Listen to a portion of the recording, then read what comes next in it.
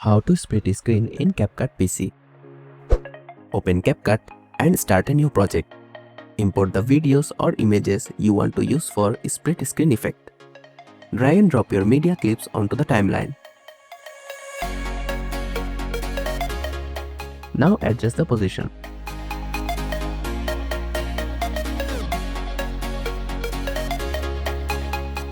After that, select the clip and go to the mask tab from the right side. Click on Add Mask. Then select Split Mask. Now adjust the position with the rotation button.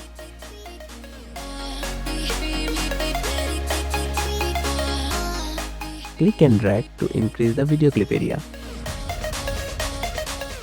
Now do the same for next clip also. Now hit the play button to preview. Once you're satisfied, export your video. So that's how you can create a split screen effect in CapCut PC. Thanks for watching.